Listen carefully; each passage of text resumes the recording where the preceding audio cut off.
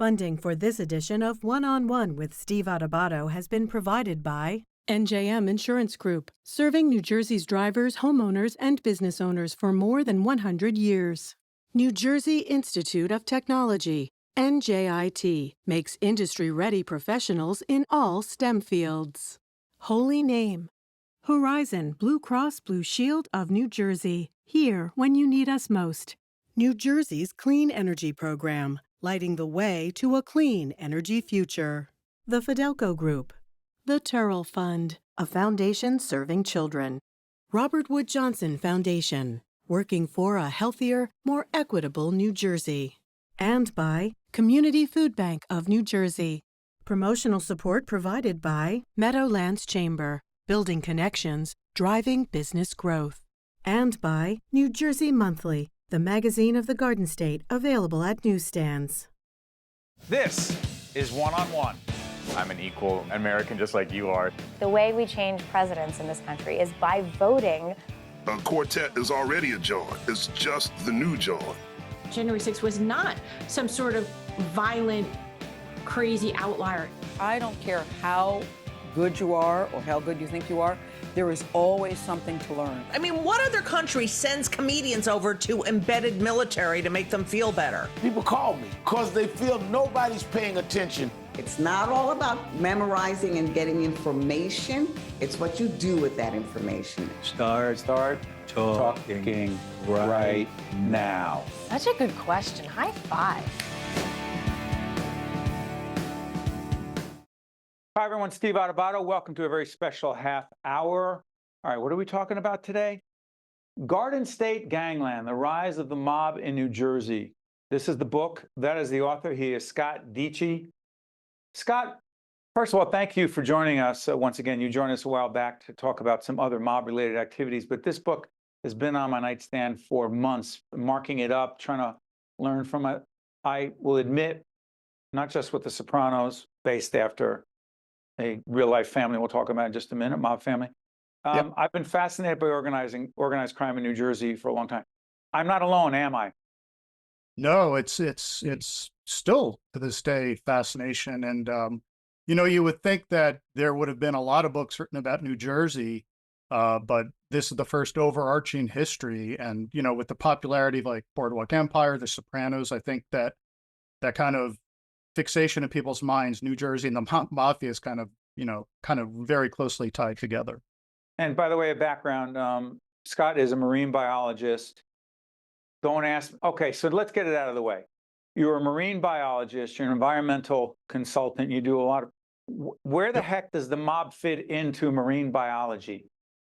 Well, when they send the corpses to sleep with the fishes, I can tell you the species of the fish. Don't go there. Don't go there. Okay. So when and where did this interest, not just in the mob, but the mob in New Jersey, because we'll talk about New York and New Jersey and the mob, huge differences. Go ahead.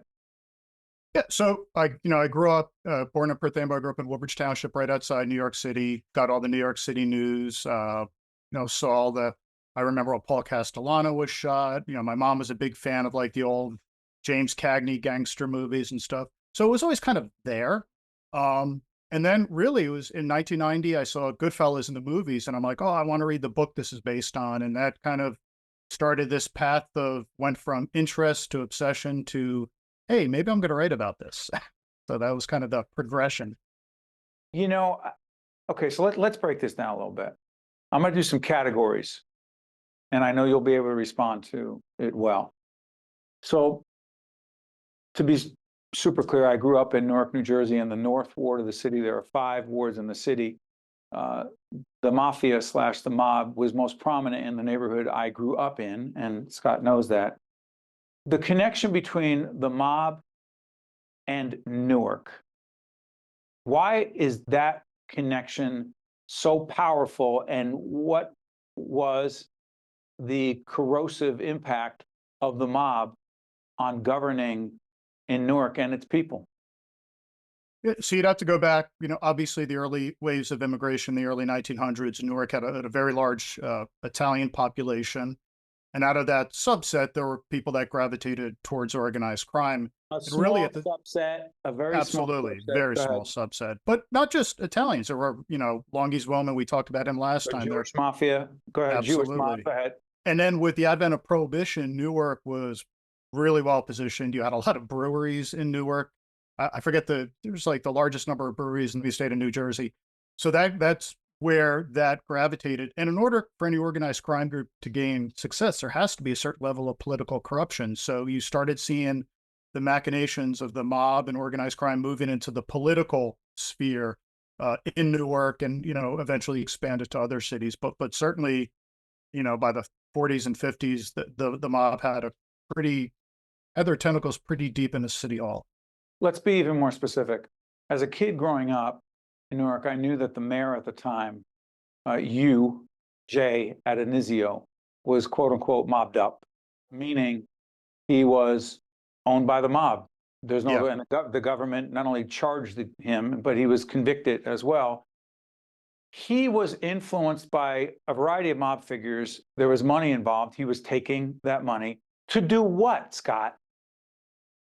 To protect the interest of organized crime, through selective policing, through ignoring things going on, through giving them sweetheart deals with development. By that time, the mafia in New Jersey was really heavily into the labor unions. So, sweetheart contracts, things like that. Those are things that a mayor could control or have some undue influence. And Dominic Spina, who was the police director in the city of Newark, again, as a kid growing up, also had these connections, which had an impact on the degree to which Newark law enforcement professionals, some, may have looked the other way. Absolutely. Absolutely. And that was a way to protect, the gambling rackets, all the things they had going on in the town, but also gave them kind of that power base of operations that they could expand to other parts of New Jersey. So I'm going to get real inside right now, and I know you'll appreciate this. So as we're taping this program, third week of October 2024, the reason it's relevant is the weekend coming up is the annual St. Gerard feast. St. Gerard is the patron saint of motherhood, and that feast takes place at St. Lucy's Church in the old neighborhood, the old Little Italy that my parents grew up in. You go to the church, St. Lucy's, and the windows, right? You know where I'm going with this, right? The windows, they're donated by the stained glass, beautiful windows. One of the biggest windows at St. Lucy's Church, donated by Richard Boiardo, otherwise known as Richie the Boot Boiardo. Who was Richie the Boot, and why was he so generous with the church, to the church?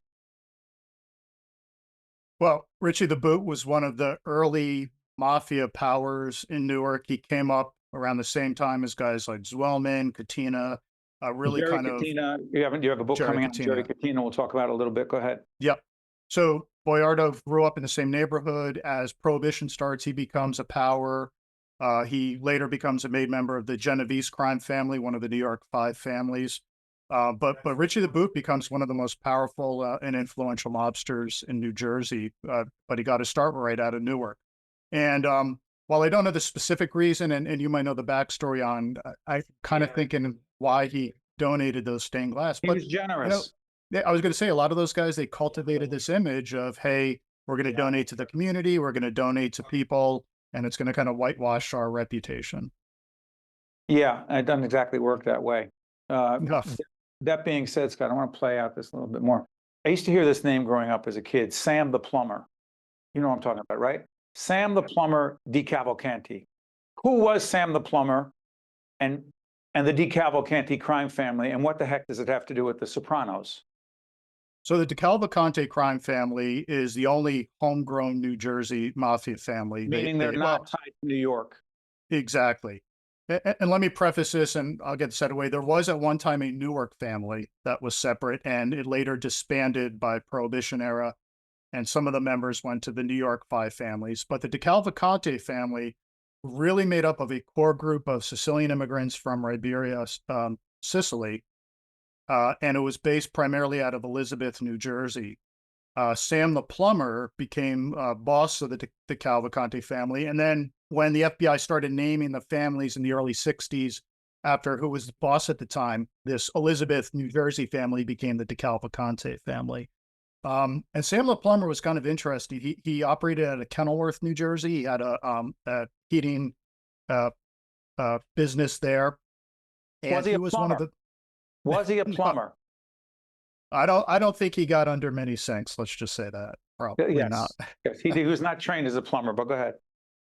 And he was also one of the first mafia bosses to be bugged by the FBI in the early 1960s at this heating and air conditioning company that he owned. And, keeping in mind at the time, this was kind of illegal for the FBI to do this, but they got a ton of great information about the machinations of organized crime in New Jersey from those bugs. Let's do this. I want to talk about Atlantic City / Philadelphia because we have a big audience down there as well. But before we do this, when you were with us last time, I mentioned this, but I just want to do justice to it. In the book, there's a section that talks about, and again, as a kid growing up, truthfully, when you grow up in that neighborhood, let's just say there are a lot of stories, but this story that I heard about my great uncle, Tom Adubato, who was a cop, was the first Italian-American law enforcement professional cop to be killed in the line of duty. And it connects back to organized crime, doesn't it? Yeah, he was, investigating organized crime. There were a few at the time. He was the first in Newark. There was Joe Petrosino in New York, who also met a similar fate. And, this was kind of rare for that time, especially, in the police department that, had no other Italians. So he was definitely a trailblazer. He chased the mobster into New York, and it was a hallway apartment building. He was shot, and he literally carried the guy down. He was killed in the line of duty, but he was a Newark officer killed in New York City, correct? Yes. Yeah. Just want to get that out of the way because I promised my family I would. So how about this? South Jersey, Atlantic City. So we're doing a special on the history of Atlantic City with Nelson Johnson, former judge who wrote Boardwalk Empire. Oh, wow. Which, in fact, the 2010 series, started in 2010, the Boardwalk Empire series, great series, watching it again on HBO, is based on.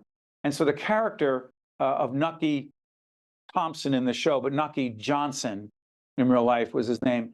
He was the boss of Atlantic City. It's not a question whether he was in the mob or not. He was a criminal.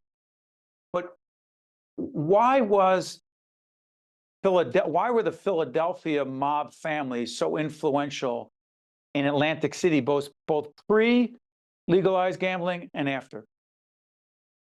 I think a couple things. I think geography plays into that because already, you had a lot of the Philly guys that lived over the border, whether Camden or other areas in Cherry Hill, those parts of South Jersey. So, quick and easy access to Atlantic City. Also at that time, a lot of the North Jersey mobsters were busy, up in North Jersey because there was so much money to be made there that I think, and that's not to say that a lot of the Northern or New York guys didn't go down to Atlantic City, but I think Philly early on kind of had that presence and put a beachhead there in that south part of Jersey. So, by the time Prohibition rolls around, Philly has an outsized presence in Atlantic City. And it's so interesting for those who are fans of Bruce Springsteen and who is not. There's a reference in one of Springsteen's songs. You know where I'm going, right? The Chicken Man. They blew up the Chicken Man. The Chicken Man was Phil Testa. Yep. Yeah. The Philadelphia mob was a long time. Yeah, Angelo Bruno was a longtime boss of Philly. After he was killed, Phil Testa became boss, and he lasted about a year, and he was literally blown up. And as the song says, and his house too. Talk about that. And P.S. Again, we're not trying to in any way honor these characters, but to understand New Jersey's history, and I should have said this up front, it's a piece of the equation as to what New Jersey is. Okay, we'll talk in a little bit about how organized crime is not so organized and not nearly as powerful as it was, which is a really good thing. But to act like it doesn't influence New Jersey politics and culture is not realistic. Scott, is that fair to say? Absolutely. Absolutely. You look at their height in the 50s and 60s, there was a lot of political corruption all the way to the State House to Washington, D.C. with representatives from New Jersey. They control construction unions. They control the ports. There was a big chunk of economic activity that was under the thumb or had influence of organized crime. How did that impact what we pay for goods and services as consumers? Well, it raises it because let's look at carding, for example, waste management. You know, the mob owned all these companies and they would kind of collude to fix prices, bid on contracts. So, you know, when you have a monopoly of companies owned by organized crime, they're all kind of feeding each other. You know, there's not a lot of room for legitimate competition to come in, so they can raise the prices and raise the rates. Dutch Schultz, Newark, Chop House. Yep. I mean, people don't know. They hear Dutch Schultz, famous mob name, but Dutch, and actually it's the restaurant downtown in Newark, New Jersey, that is dedicated to, well, again, these are legitimate people running a restaurant, but they're all Dutch Schultz pictures all around. Who was Dutch Schultz and why was he killed in Newark? Dutch Schultz was a New York-based mobster. He was, again, this is during the Prohibition era. Things were violent to begin By with. the way, to be clear, the Prohibition era that Scott keeps talking about, in 1919, the Volstead Act was passed by Congress, signed into law. It made liquor illegal. I guess there were some in government who believed it would cut down on liquor consumption, alcohol consumption. Let's just say not the case, and was a boon for organized crime. Pick it up from there, Scott. Yeah, absolutely. And, you know, so that's a 13-year period to 1933 with repeal that organized crime basically controlled the trafficking, distribution, and in some cases manufacture of illegal alcohol. Dutch Schultz was getting real big in New York, started making some enemies, and he started getting a little kind of, I want to say a little wild. And Lucky Luciano was one of the mobsters who told him, you know, you need to calm down. And Dutch Schultz put a hit out on Thomas Dewey, who was a district attorney in New York. Dewey, who ran for president, excuse me for interrupting, Dewey, who ran for president against Harry Truman, the famous headline. Dewey defeats Truman, yep. Dewey, right. Well, let's just say Thomas Dewey was a top law enforcement professional. And Dutch Schultz puts a hit out on the prosecutor? Yeah, because he was being prosecuted by Dewey. And basically, I think he was killed. He was at the Palace Chop House in Newark, which I don't think the building's there anymore, but it was a very famous restaurant, and he was there, and he was set up. His guys were in the back room, and two gunmen came in and shot him to death. So it was a long line of grudges and bad blood that he left behind. So, you know, you cannot, it's so interesting. New York, the five families, if you will, and then there's New Jersey, meaning I often wonder about this. New Jersey winds up, we have some people think we have an inferiority complex because we're not New York. For those of us who are born and raised in the state, we don't look at it that way. That being said, there are significant differences between organized crime in New York City and New Jersey, correct? Yeah, I mean, they controlled a lot of the same stuff, but the New York guys look down on the Jersey guys. I think there's a line in The Sopranos. Nothing's changed, but go ahead. Yeah, there's a line in The Sopranos what they call like a bunch of farmers out in Jersey. Farmers, they call them farmers. Yeah, so, you know, there was that kind of looking down on it. You know, it wasn't swanky Manhattan, but a lot of the New York guys would come over to Jersey, especially Fort Lee and the Palisades area. There were a number of kind of high-end gambling places back in the day, the 30s, 40s, 50s. Yeah. Fort Lee, the Palisades, right over the GW Bridge. Yep. Murder Incorporated, Albert Anastasia. You can look up these names. Fort Lee based, Bergen County based. Yeah. There were a lot of Vito Genovese, boss of the five family. He lived in the Atlantic Islands, so there were a lot of New York the Jersey Shore. Down the Jersey Shore on Raritan Bay. So there are a lot of New York guys that relocated to Jersey, or you know, it was kind of like the commute into New York for your job. Yeah, for your job. So do this for us.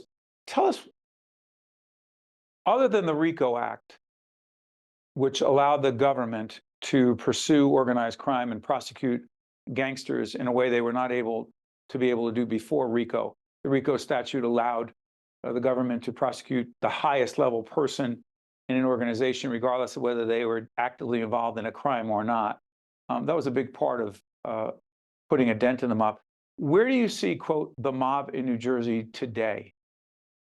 Oh, it's definitely severely weakened, nowhere near what it was. lot of it has to do with law enforcement, the RICO Act, like you meant, or like you mentioned, I should say. You had guys turning.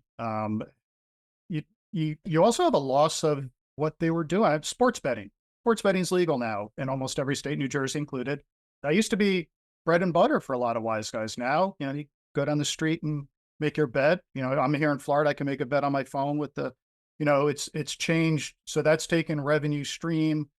Stuff like marijuana now legal, taking a revenue stream. Labor unions aren't as big as they were. That's a revenue stream. So, I mean, they're still involved, like the waterfront. There's still activity at the waterfront. Explain that. Explain the docks. The port's very relevant, and we're not casting aspersions on anyone who works at the port. Newark is a huge issue, but organized crime's influence on the docks, and P.S. go all the way back. You want to look at on the waterfront. Yeah, goes back to the beginning. Yeah, put that into perspective. The docks, the ports. Yeah, so the ports here, you're controlling. The mafia always had a hand, not only in the labor unions, but legitimately would get positions in the union, the longshoremen's union, would have guys with no-show jobs on the dock, would control what trucks came in and out, what shipments got unloaded.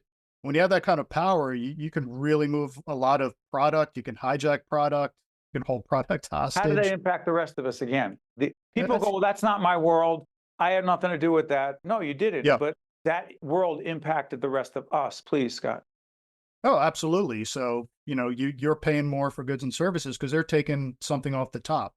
They're shaking down, the stevedores are shaking down guys that are coming in with their trucks to unload these containers. So it's a domino effect, and it definitely always reaches back down to the price of goods and services. We're talking with Scott Deitche. He's the author of the book, Garden State Gangland, The Rise of the Mob in New Jersey. The new book you're working on Jerry Cina. Who was Jerry Cina, and why is that name important? Jerry Cina was probably one of the most powerful mobsters that nobody has really ever heard of. He was born in the Ironbound in Newark. He grew up. Which is the eastern part. It's in the east ward of the city, heavily Portuguese community. Yep. Pick it up from there. He tutelages under Longies Wilman. By the 1950s, he's an incredibly powerful mobster in New Jersey. He gets inducted into the Genovese crime family out of New York, eventually rises to become acting boss of the Genovese family in the 1960s. One of the only mobsters he's jailed for 4 years for failing to testify in front of the New Jersey State Commission of Investigation. And he when he gets out, he retires to Florida and actually dies in his bed in 98 of natural causes in 2000. So that in itself is fascinating. But the one other thing I'll leave you with is he also was a very successful, legitimate businessman who started what is now Bally Gaming, which is a huge name, obviously. So he was one of the original investors in Bally Gaming. And that book you're working on? Yeah, it'll be, it's due to the publisher in spring of 2025, probably be out towards the end of next year. We'll have you back to talk about that. You mentioned Longies Wilman. Talk about smart business people. Longies Wilman happened to be Jewish, very tied to the Jewish community, a very, I don't want to say successful mobster, but he made a lot of money. He was a smart business person, and if he were legitimate, may have done very well in corporate America. That being said, and also had connections to Meyer Lansky, a prominent name as well in organized crime. Who was Longies Wilman, and also Longies Wilman did not get to retire to Florida or any other place. He died tragically at his own, many believe, committed suicide. Put it in perspective. Longie. Yeah, so Longies Wilman, he was more of a racketeer than a gangster. Certainly when he was young, he saw the potential in legitimate business. He invested in a lot of legitimate business companies like Public Service Tobacco. He had investments in real estate. He had a wide array of places where he was putting his money. And Longies Wilman, also, along with Jerry Cina and some other New Jersey guys, heavily involved in early Vegas, which a lot of people don't realize that the New Jersey mob, we're talking about in the 1950s, like some of the original Vegas hotels, like the Fremont, which is still there in downtown. Longies Wilman was a silent partner and had interests in. So he saw the potential of taking the illegitimate money that he's made Prohibition and post-Prohibition and invested into companies that actually did well. And Longy wound up, I believe he did not want to, he was being prosecuted by the government and did not want to testify, did not want to go through the process, and was found hanging in his home. Yeah. West Orange? Yeah, yes, West Orange. I'm embarrassed that I read so much and know so much about, I don't really know much, but again, part of New Jersey history. It's not who we are, particularly those of us who happen to be Italian American, born and raised and proud to be a New Jersey citizen. It's a piece of the culture, just a piece. And The Sopranos may be accurate, but just a piece. That is Scott Deitche, who is a marine biologist by profession and fascinated by the mob, Garden State Gangland, the rise of the mob in New Jersey. Scott, thank you so much for joining us. We appreciate it. Thanks for having me back on, Steve. I'm Steve Adubato. That is a scholar when it comes to the mob, Scott Deitche. Thanks for watching. We'll see you next time. One-on-One with Steve Adubato is a production of the Caucus Educational Corporation, celebrating 30 years in public broadcasting. Funding has been provided by NJM Insurance Group, New Jersey Institute of Technology, Holy Name, Horizon Blue Cross Blue Shield of New Jersey, New Jersey's Clean Energy Program, the Fidelco Group, the Turrell Fund, a foundation serving children, Robert Wood Johnson Foundation, and by Community Food Bank of New Jersey. Promotional support provided by Meadowlands Chamber and by New Jersey Monthly. Let's talk about hunger during the holidays. Regular people like you and me can make a difference right now. Every day at the Community Food Bank of New Jersey, we work to fill the emptiness caused by hunger with food, help, and hope. An emptiness felt even more during the holidays. We can make the holidays better for our neighbors in need.